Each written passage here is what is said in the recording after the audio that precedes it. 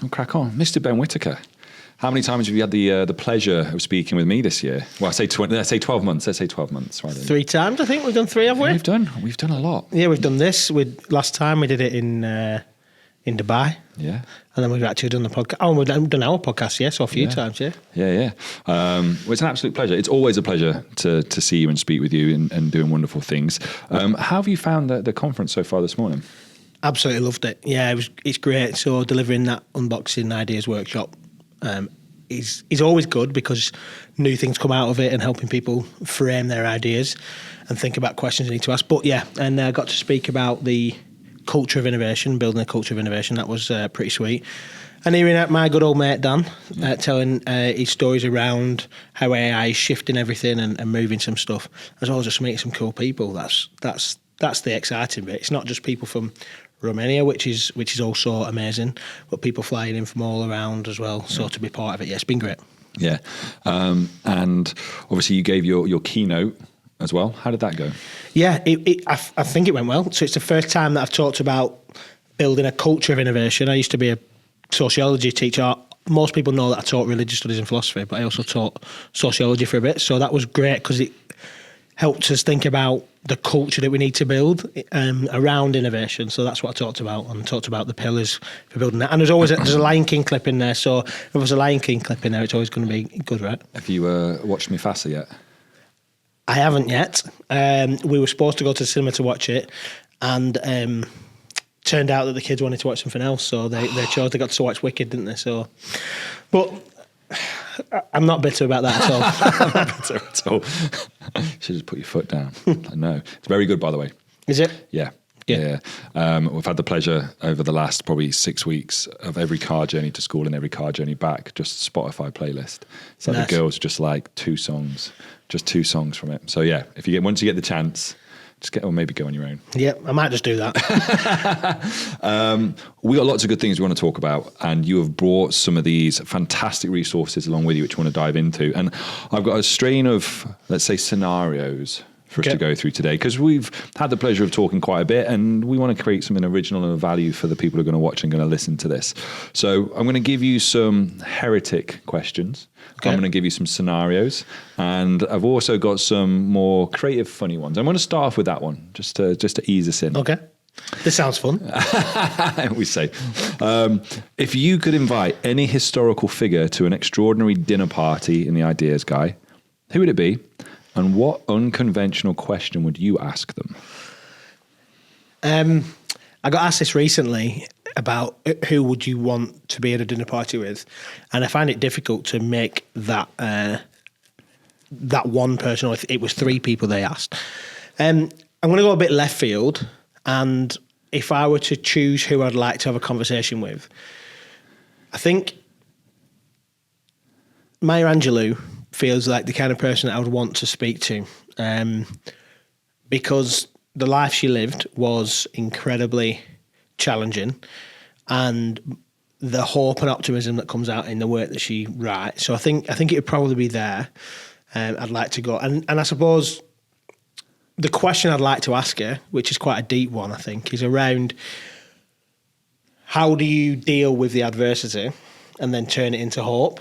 And I think that's quite a deep thing, but we all face adversity at different levels, don't we? And whether that's real trauma like she went through, or whether that's more superficial, but what's the methodology that we can use to perhaps spin that and turn that into something that's hope from adversity? So that's what I think.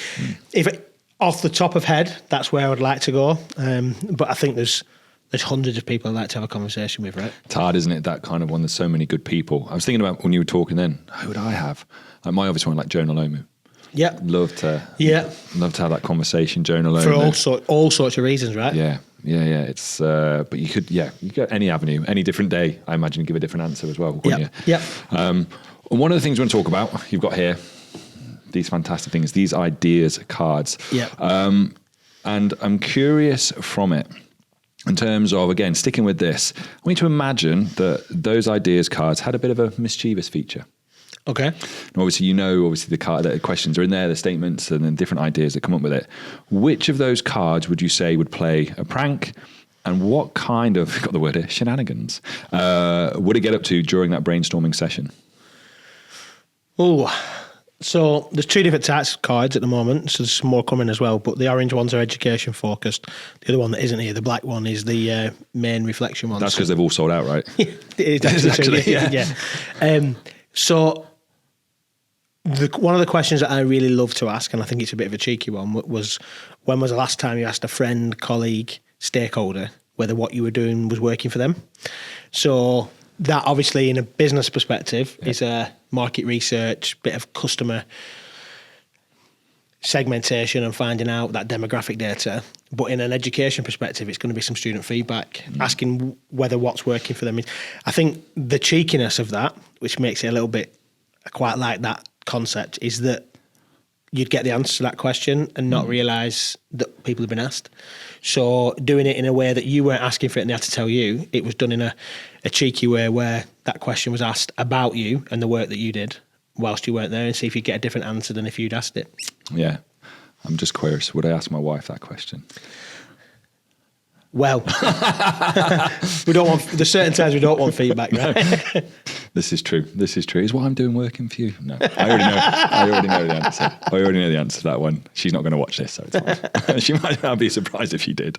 All right, thinking about this then, because obviously in the ideas guide and all the work that we've got there, I'm going to ask you about a scenario now. And one of the scenarios here is about authenticity. And it's to do with balancing authenticity and a digital presence. And we kind of both know what that in terms of digital presence and the strains and stripes that can go with it. I want you to imagine then as a reader of your book who feels pressured to maintain an active digital presence to be considered authentic, but finds it exhausting and inauthentic. What advice would you offer to balance digital engagement with personal well-being?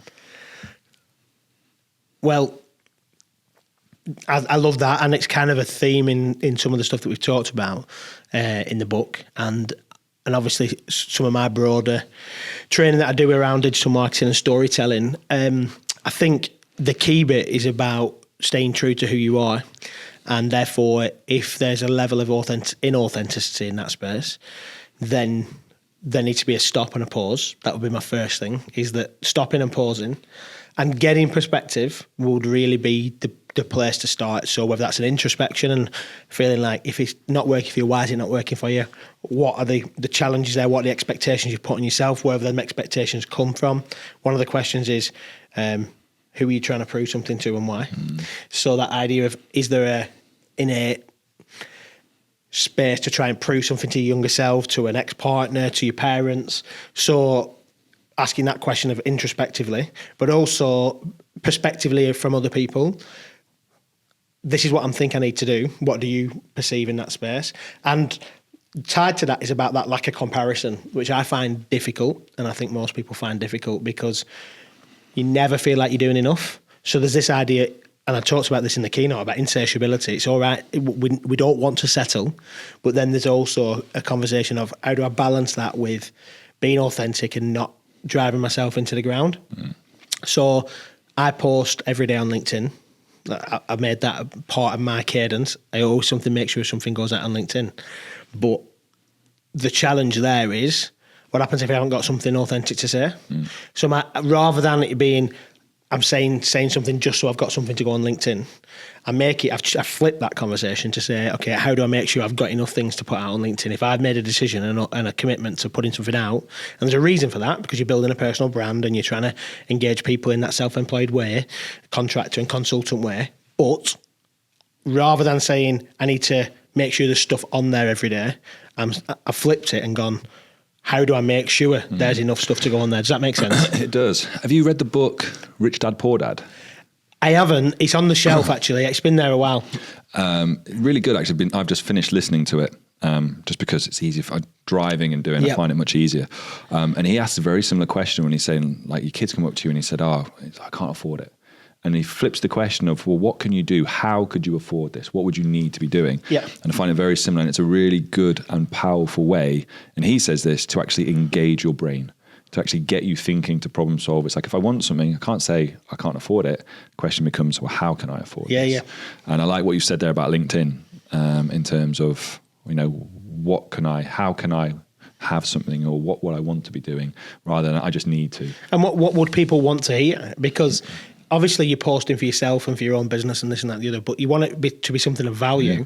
So in a digital space, to make sure that it's something of value, then you need to know what people want, and therefore that becomes that introspection and perspective space as well. So it flips it right back to that, asking why, and then going into, okay, how do I find something that's relevant? Do you think sometimes there's a misconception between value and authenticity? Interesting.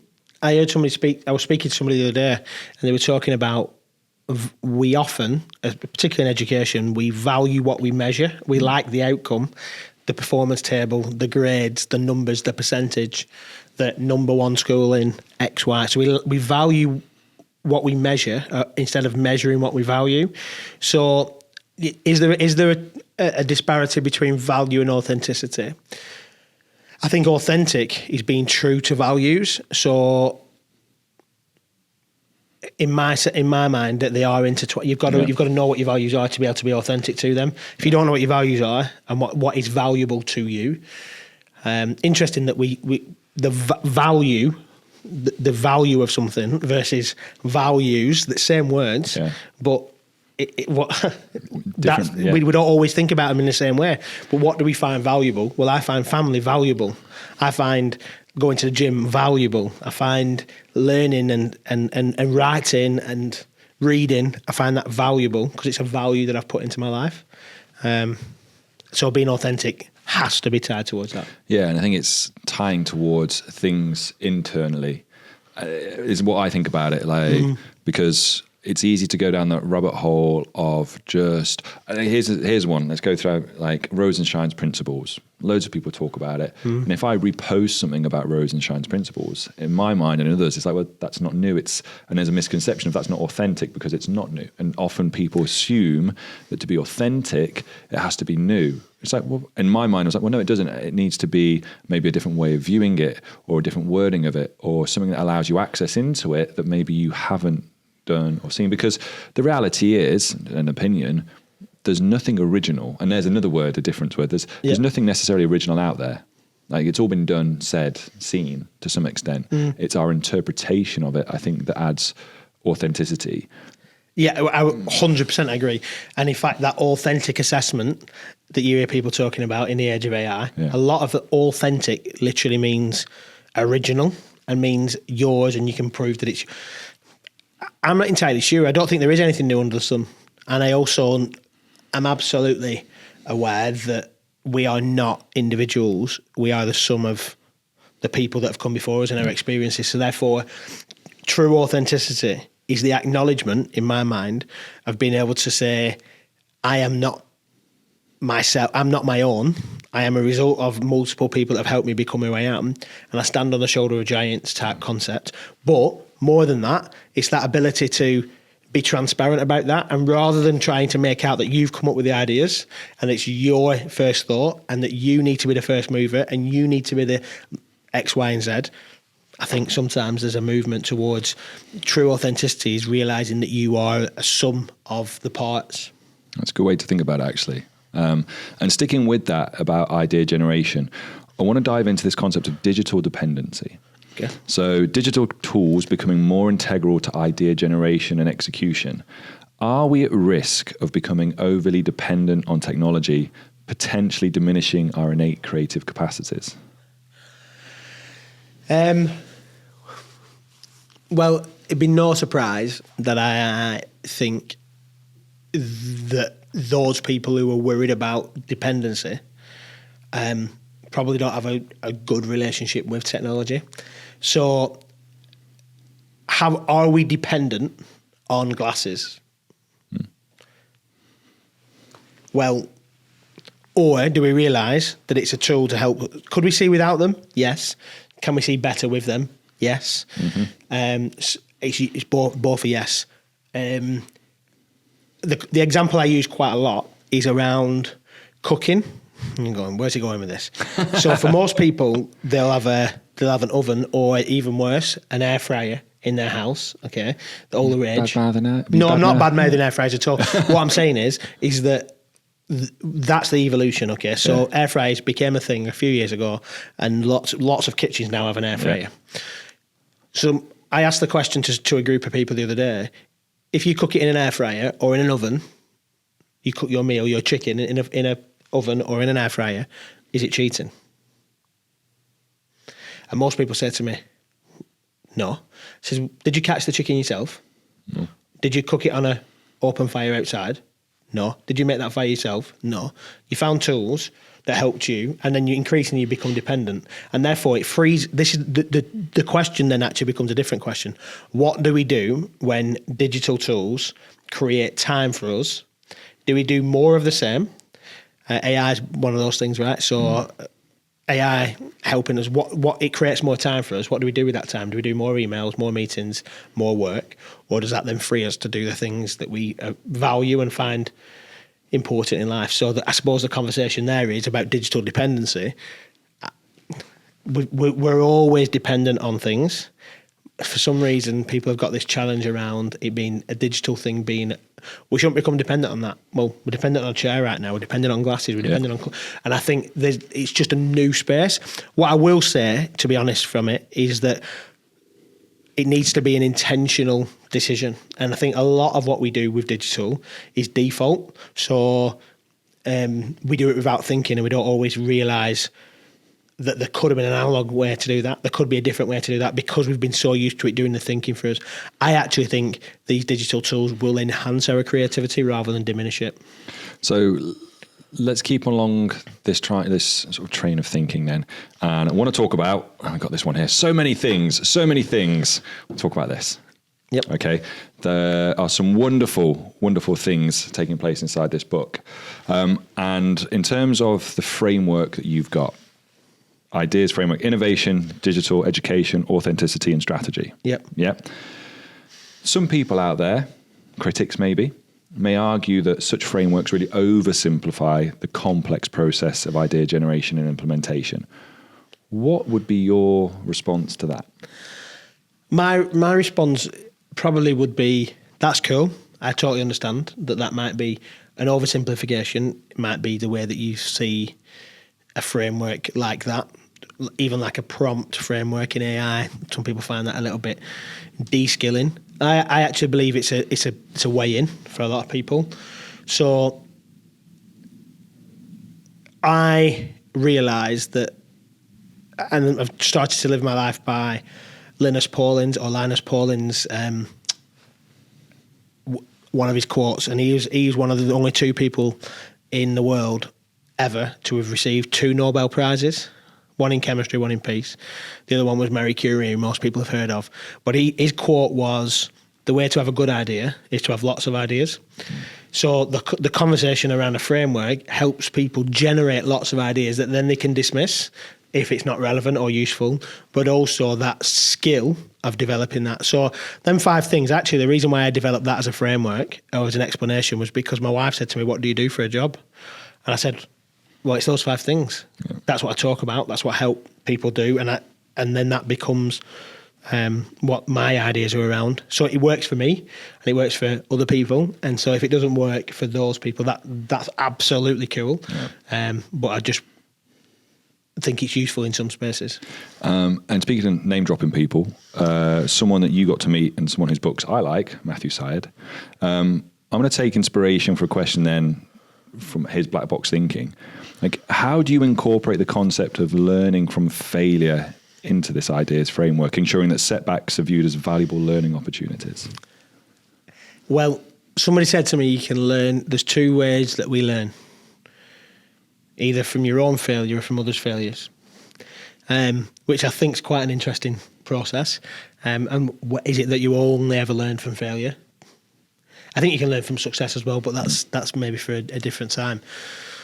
But the way that I break it up is that the people that we talk about in this book, and on the silhouette you can see different people, are not whiter than white.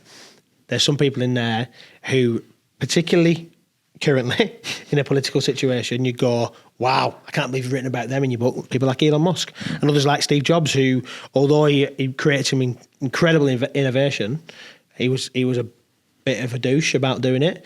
So my conversation is this, is that how do we learn from people who don't always get it right? And the same thing from us, is that we've got to change the disposition that suggests that if somebody's made a mistake, that they are a mistake, or if somebody's failed, they are a failure. So I really want to take people's lives and take snippets from their lives that might be useful and relevant. So I actually believe then, and I finished the book with Tig, you're it, as in you're the ideas guy. So if we can realise that these people who are flawed, who have got lots of challenges, things that they don't get right, if we can learn from them and realise that they've got something to offer, then that also means and gives credence and value to ours, our own failure. I talk about Marianne Williamson poem, which is in Coach Carter, another one of those great films that I love to quote. And it's about our deepest fear is not that we're inadequate, it's that we're powerful beyond measure. And in it, she talks about it's not illuminating by shrinking away, diminishing our own light, so that other people can shine theirs, or the other way around, letting other people, diminishing other people's light so that your light can shine. It's about all of us shining light, and some of that comes from failure. And if we shine light on failure, like Matthew talks about in Black Box Thinking, we can learn from it. And if we don't, then we're destined to repeat the same challenges. So rather than saying Elon Musk is an idiot because he's aligned himself this way and he's making these decisions, what can we learn from him? So you mentioned Steve Jobs. So let's say you could time travel and you could give the Ideas Guy book to a young Steve Jobs. How do you think he would critique the book, and which chapter do you think he might find most provocative? Oh, well, now you're asking, aren't you? I think if I were to give it to Steve Jobs, he would critique it in the fact that there was probably not enough about him. But I know that some of the people that inspired him he would perhaps suggest that I could have talked about in an innovation space or even in some of the other spaces. I think the things that he would find most challenging, there's a few options, but I'm going to go with the Brené Brown chapter that talks about vulnerability. And the whole nature of what that chapter is about is that vulnerability is strength, and you can become strong if you are vulnerable and make yourself vulnerable. Now, I'm not entirely sure that was Jobs' MO. I don't think he would have been the guy that would admit his frailty until later in life, actually, ironically, until life started to go differently for him. And as he struggled and his body wasted away, really interesting how that level of vulnerability shifted in him. So you've got a chance to become bitter in that space, or you can learn from it, isn't it? So I think that would challenge him early in life, but later in life, I think he would appreciate that conversation around vulnerability. Definitely. It's interesting, isn't it, when you view the changes of perspectives, and people talk, don't they, nowadays in terms of young first-time fathers, first-time mothers, and how those priorities shift within them. It's definitely one for Jobs. Moving on, I just segue off there a little bit. I'm interested in the S. I'm interested in strategy, and I've got a scenario for you. This one is called strategic paralysis. Okay. So you've got an entrepreneur who becomes really engrossed in strategic planning, as emphasized obviously in the framework we've got, but they struggle to take actionable steps. How would you guide them to move from planning to execution without compromising their strategic vision? Oh, that's a deep one. Excuse me. I think for me, the strategic framework that I use in my own life is one of those in the book, and that's Govinda Rajan's 3-box principle, or 3-box solution. And he talks about 3 boxes. Many of your audience probably have heard of Vijay Govinda Rajan, and he talks about box 1 being about how we can engineer and streamline and get things in the present tight. So what tools can we do to become more efficient and do things faster? So AI becomes one of those tools. Obviously, lots of the generative AI becomes that, and some of the systems that we use in digital tools help with that box 1 thinking to make us more efficient in that space. Box 2 is about selectively forgetting the past. It's the things that have got us to this point, but won't prepare us for the future. So it's looking at what things are not necessarily bad, but not for now and the future. And then box 3 is about what are the creative redefinition of the future, new ways of thinking. So in terms of like somebody who was struggling to make decisions, I would argue that we need to do box 1, 2, and 3 thinking. Often if you do box 1 and 2 first, that frees up time to do box 3. And actually, I would probably argue, think about what you need to stop doing first. What are the things that have helped up until this point but aren't going to serve you going forward? And then what things can you do that you still need to keep, but can you get more efficient at? So if it's planning lessons, how can you become more efficient at planning lessons? It's not you're not going to stop planning lessons, but how can you become more strategic around how you do it and innovative and effective and efficient in that space? Then also, rather than rushing into the brand new shiny new toy thing, how do we in box 3? Box 1 and box 2 has freed up time and space, which allows us to innovate and to do things new. So that's how I would probably do it. Good answer. Thank you. Some really good advice. And focusing on the book, kind of as we start to wrap this one up, you have got the journeys of 25, I believe, remarkable individuals in that. 2 in 1 chapter. So there's only 24 chapters, but there's 2 in 1. There we go. So the research is good. My research is good. Which story resonated with you the most personally, and how has it influenced your own approach to innovation? It's a tough one because I think there's probably a lot of them that land with me. Wow. I think if I were to jump on one out of all of them, and this might sound a little bit, again, another person that isn't particularly well respected globally in a moment. Oh, he is, but in different circles, and that's Joe Rogan. And Joe Rogan talks about in the chapter. I talk about how he's managed to leverage a few different careers in one: a stand-up comedian, a podcast host, MMA commentator, as well as TV show host, all sorts of other bits. But the reason why I've resonated with his stories is because he just shows a real interest and a curiosity in things that can be so diverse. And he's into supplements, and he's into ice baths, and he's into fitness, and he's into science, and he's into archaeology, and he's into philosophy, and he's into AI. Well, that really resonates with somebody like me who's always been told you need to niche down. Everybody says niche down, niche down, niche down. What's your niche? What's your specialism? Whereas somebody like Rogan goes, you don't need a specialism. Like, if you like doing podcasting, do podcasting. Okay.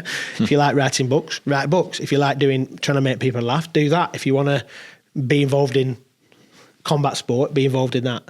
And it's okay to do it all. You've got to balance that, obviously, but that curiosity and that inquisitiveness is really landed.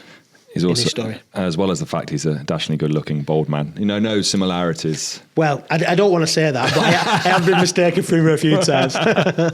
And just to sign off with this, if people want to find out more about this, people want to come in and obviously get a copy of it, where is the place to go? So, theideasguide.io is the website where you can go and grab hold of that. There's stuff on there about the book and about the other resources as well, but yeah. Go grab yourself some copy. We've got some amazing things. We've got our educational cards. We didn't talk about this one. It's a journal. It's just a journal helping prompts people to think, and that's available on there. And in fact, actually, I think you, as part of the podcast, going to... We are. So one of the things we're going to do, Ben is very kindly, is we have got some prizes, things to take back with us to the UAE. So for people listening or watching, being part of the international classroom in the Middle East, we have some fantastic prizes from Mr. Ben Whitaker, which will be announced shortly. How to get their hands on them. Maybe we can think of something creative they need to do, something innovative they need to do to win that prize. We'll have a chat later. But for now, Mr. Ben Whitaker, thank you ever so much for chatting with me today. Thanks, Alex.